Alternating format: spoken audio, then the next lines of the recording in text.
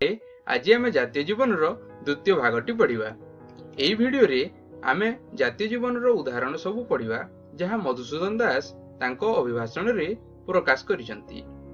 से जातीय जीवन उदाहरण देवाकू जाई कहिसंती जे प्रथमे आकाशरू क्षुद्र जलबिंदु पृथ्वी उपरे पड़े, तत्पर जलबिंदु गुड़िक एकत्रित गोटे जलधारा होई तलकू बही जाए। एहीपरि केते गुड़िए जलधारा मिसी एहीपरि केते गुड़िए नाळ नदी परिणत हुए और तलकू बही जाए और शेष समुद्र रे जाई पड़े।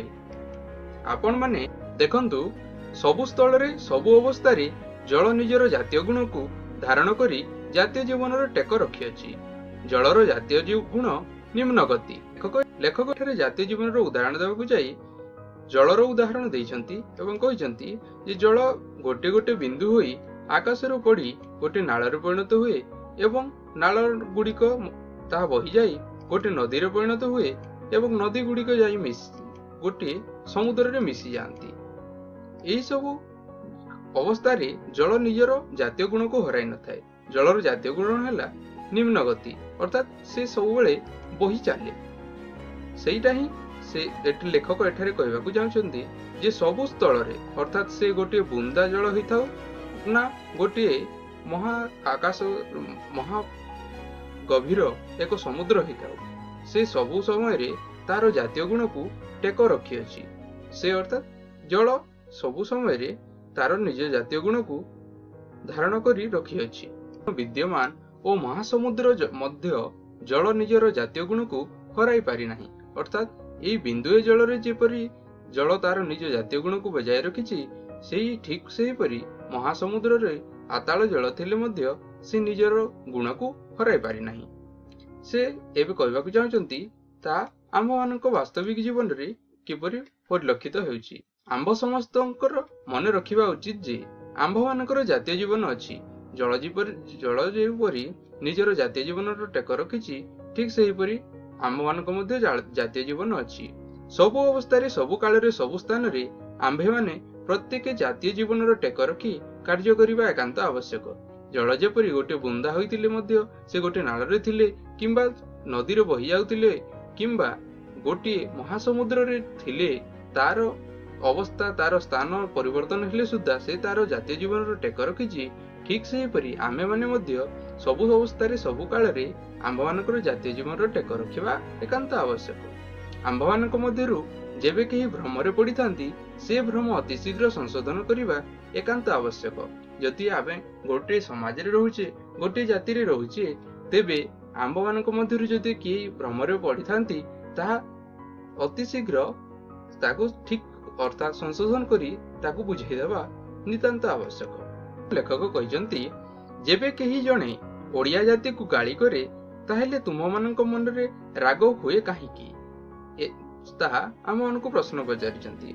एहार कारण निरूपण करबाकू गले स्पष्ट हेबो जे आम्भ मानकर जातीय जीवन अछि एवं एहा जातीय जीवन एक चिन्ह। जातीय जीवन चिन्ह आम्भ मानक मध्य रे अछि।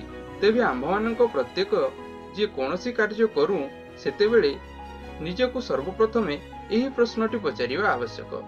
लेखक एठारे निज मध्य लुचि रहितिबा जातीय जीवन को मन पकई देउछंती एवं से कहिसंती जेतेबेले मध्य आमे कोनोसी कार्य करूचे आमे प्रथमे निजे चिंता करिया आवश्यक जे मो कार्य द्वारा मो जातिर निंदा हेबो कि नाही। मु मिथ्यावादी हेले किंबा खोसामत कले एही निंदा रे मो जाति भागी हेबो, एहा प्रत्येक बुझिबार नितांत आवश्यक। मते जेबे जणे कुवाक्य कहे तेबे मु प्रत्युत्तर कले तद्वारा मो जातिर गौरव वृद्धि हेबो कि नाही। जातिर मूल्य बढ़िले जातीय लोके तहिर सुफल भोग करिवे एथिरे संदेह नाही। लेखक एठारे कहबाकू जाउछथि जे जेतेबेले भी आमे कोनोसी कार्य करिबा ता पूर्वरु आमे निजे चिंता करिबा आवश्यक। आमे कोन चिंता करिबा जे मु जो कार्य करूची सेथिरे मो जातिर निंदा हेबो कि नाही। मु जदि मिथ्यावादी हेली किंबा खोसामत हेली ताहेले एथिरे मोर किछि हो बा न हो एथिरे जातिर किछि अभाव घटिबो कि, एहा द्वारा जातिर किछि कुप्रभाव पड़िबो कि ताहा आमे चिंता करिबा नितांत आवश्यक। तद्वारा मो जातिर गौरव वृद्धि हेबो कि नाही ता आमे आहुरी मध्ये भाबिबा कथा जे जदि मु एही कार्य करिबी ताहेले मोर जातिर किछि गौरव हेबो कि नाही एवं ଜାତିର ମୂଲ୍ୟ ଯଦି ବଢିବ ତାହେଲେ ନିଜ ଜାତୀୟ ଲୋକେ ତାହାର ସୁଫଳ ଭୋଗିବେ, ଏଥିରେ କୌଣସି ତିଳେ ମାତ୍ର ସନ୍ଦେହ ନାହିଁ।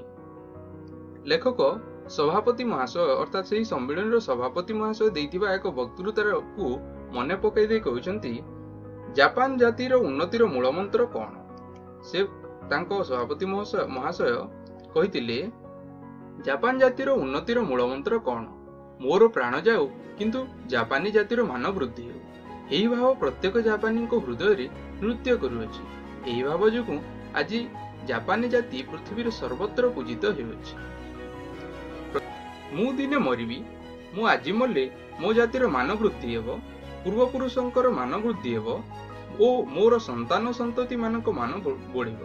ଏହି ସବୁ ଚିନ୍ତା ସମସ୍ତ ଜାପାନୀଙ୍କ ହୃଦୟରେ ଚାଲି ରହିଛି। ସେଇଥିପାଇଁ ସେମାନେ ପୃଥିବୀର ସର୍ବତ୍ର ପୂଜିତ ହୋଇ ଆସୁଛନ୍ତି। ଏହି ସବୁ ଚିନ୍ତାଧାରାରେ ଜାତିର ମାନ ବୃଦ୍ଧି ହେବା ସଙ୍ଗେ ସଙ୍ଗେ ଜଗତ ଚକ୍ଷୁରେ ସେ ଜାତିର ଅର୍ଥାତ୍ ଜାପାନୀ ଜାତିର ମୂଲ୍ୟ ବଢୁଅଛି, ଏଥିରେ ତିଳେ ମାତ୍ର ସନ୍ଦେହ ନାହିଁ।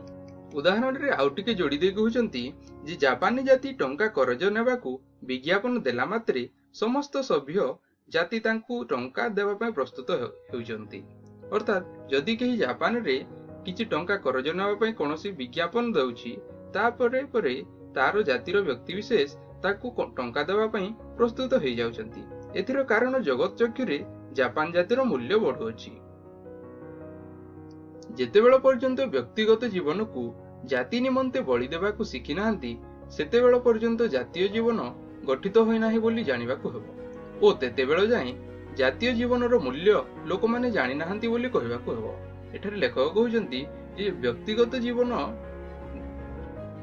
ରେ ନ ରହି ପ୍ରତ୍ୟେକ ବ୍ୟକ୍ତି ଜାତି ପାଇଁ କିଛି ନା କିଛି ତାଙ୍କର ଜୀବନ ଉତ୍ସର୍ଗୀକୃତ କରିବାକୁ ପଡିବ। ସେ ପର୍ଯ୍ୟନ୍ତ ଜାତୀୟ ଜୀବନର ମୂଲ୍ୟ ଯଦି କେହି ଜାଣିନଥିବେ, ତାହେଲେ ଯଦି ସେ ବ୍ୟକ୍ତିଗତ ଜୀବନ ଅନୁସାରେ ଯଦି କୌଣସି ବ୍ୟକ୍ତି ଚଳୁଥିବେ, ତାହେଲେ ଜାତୀୟ ଜୀବନ ରହିପାରିବ ନାହିଁ। ସେଇଥିପାଇଁ ଆମକୁ ଜାତୀୟ ଜୀବନ ଆଣିବାକୁ ହେଲେ ବ୍ୟକ୍ତିଗତ ଜୀବନକୁ ବଳି ଦେବା ପାଇଁ ପଡିବ। ଲେଖକ କହୁଛନ୍ତି, ଗୋଟିଏ କୁକୁରକୁ ଆଦର ସହିତ ହୃଷ୍ଟପୁଷ୍ଟ କରି ରଖନ୍ତୁ ଓ ତାକୁ ନେଇ ଗୋଟିଏ ବିଲୁଆ ଦେଖାଇ ଦିଅନ୍ତୁ। ଦେଖିବେ ସେ ବିଲୁଆଟି ଝିଙ୍କାରି ଦେଲା ମାତ୍ରକେ ଦେଶୀ କୁକୁରଟି ଲାଙ୍ଗୁଡ ଗୁଞ୍ଜି ଆପଣଙ୍କ ନିକଟକୁ ପଳାଇ ଆସିବ। କିନ୍ତୁ ଆପଣ ଗୋଟିଏ ଡାହାଳ କୁକୁର ଛୁଆ ଆଣନ୍ତୁ, ତାକୁ ଗୋଟିଏ ବାଘ ଦେଖାଇ ଦିଅନ୍ତୁ। ଯେତେବେଳେ ଡାହାଳ ଛୁଆଟି ବାଘକୁ ଦେଖିବ, ଡାହାଳ ନିର୍ଭୟ ଭାବରେ ମହାବଳ ବାଘ ଆଡକୁ ଝପଟି ପଡିବ। ଯେବେ ସେ ଡାହାଳ କୁକୁର ଛୁଆଟି କଥା କହି ପାରୁଥାନ୍ତା, ତାହାର ଅସୀମ ସାହସିକତା କାର୍ଯ୍ୟର କାରଣ ଆପଣ ତାକୁ ଯାଇ ପଚାରିଲେ ସେ ଏହିପରି ଭାବରେ ଜବାବ ଦିଅନ୍ତା, ମୁଁ ଜାଣେ ଯେ ମହାବଳ ବାଘକୁ ଆକ୍ରମଣ କରିବାକୁ ଯାଇ ମୁଁ ସେହି ବାଘ ହାତରେ ମରିବି, କିନ୍ତୁ ମୋର ଜାତିର ଗୁଣ ସାହସିକତା, ମୁଁ ମୋର ଜୀବନ ପ୍ରତି ମାୟା ରଖି ବାଘ ନିକଟକୁ ନ ଗଲେ ମୋ ଜାତିର ମାନ ଓ ମୂଲ୍ୟ କମିଯିବ। ମୁଁ ମରେ ପଛକେ, କିନ୍ତୁ ଡାହାଳ କୁକୁରର ଦାମ ମୋର ସାହସିକତା ଦ୍ୱାରା ବଢିବ, ଏଥିରେ ସନ୍ଦେହ ନାହିଁ।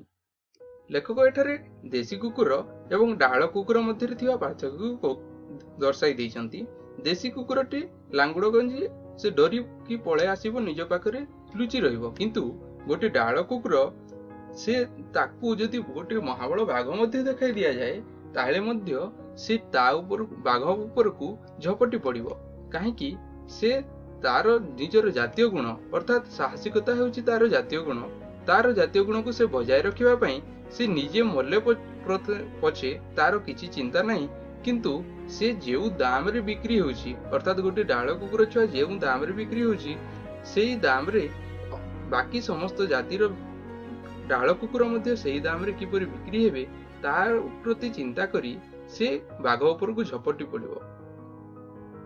ଏହା ଲେଖକଟି ଆମମାନଙ୍କୁ ବୁଝାଇ ଦେଇଛନ୍ତି ଯେ ଡାହାଳ କୁକୁର ଯେପରି ନିଜର ଜାତୀୟ ଗୁଣକୁ ବଜାୟ ରଖୁଛି, ଠିକ୍ ସେହିପରି ଆମେମାନେ ମଧ୍ୟ ଆମର ଜାତୀୟ ଗୁଣକୁ ଠିକ୍ ସେହିପରି ଭାବରେ ବଜାୟ ରଖିବାକୁ ହେବ। ଆମେ ସମସ୍ତେ ସବୁବେଳେ ଭାବିବା କଥା ଯେ ମୋ କାର୍ଯ୍ୟ ଦ୍ୱାରା ମୋ ଜାତିର ମାନ ବଢୁଛି କି ନାହିଁ। ଯେବେ ମତେ ଜଣେ କୁବାକ୍ୟ କହେ ମୁଁ ଯେବେ ଜାଣିପାରେ ଯେ ମୁଁ ସେହି କୁବାକ୍ୟରେ ପ୍ରତ୍ୟୁତ୍ତର ନ ଦେଇ ଚୁପ୍ ରହିଲେ ମୋ ଜାତିର ମାନ ବଢିବ ଓ ମୋ ଜାତିର ଗମ୍ଭୀରତା ବଢିବ, ତାହେଲେ ଏପରି ସ୍ଥଳରେ ମୋର ନୀରବ ରହିବା ହିଁ ଏକାନ୍ତ କର୍ତ୍ତବ୍ୟ। ଏଠାରେ ଲେଖକ କହୁଛନ୍ତି जे जदि आमको केही कुवाक्य कहूसी ताहले आमको व्यक्तिगत हिसाब रे राग आसीपारे, क्रोध आसीपारे, तथापि मध्य आमे सेटारे भाबिबा कथा जे जदि मु सेही कुवाक्यर किछि प्रत्युत्तर देबि नाही, अर्थात ताकू किछि जदि कहबि नाही, ताहले मो जातिर जदि गंभीरता बढ़िबो, ताहले एपरि स्थल रे निजकु राग आसितले मध्य, निजकु क्रोध आसितले मध्य चुप रहिबा ही एकांत कर्तव्य, काहेकि सेथिरे आम जातिर गंभीरता ही बढ़िबो। ठीक सही परी जेपरी डाल कुकुर निज प्राण को बलि देई, निज जीवन को बलि देई सेही महाबल बाघ ऊपर को झपटी पड़ुछि, ठीक सही अर्थ रे तार जातीय जीवन को से बजाय रखुछि। ठीक सेही भाई हमको मध्य केही जणे यदि कुवाक्य कहे किंबा खराब कथा कहे, ताहले आमे ताकू प्रत्युत्तर न देई यदि चुप रहिबा, ताहले आम जातिर गंभीरता बढ़िबो। एही स्थल रे निजे चुप रहिबा ही एकांत कर्तव्य बोली लेखक बुझाई दैछन्ति। एही वीडियो रे आमे एतिक पढ़िबा। परवर्ती अध्याय रे आमे दोषगुण शिक्षा एवं सूर्यंक ठारू किछि उदाहरण जहा दैछन्ति लेखक ताहा पढ़िबा एवं एही अभिभाषण रो उपसंहार टिके आलोचना करिबा। आज एतिकी, धन्यवाद।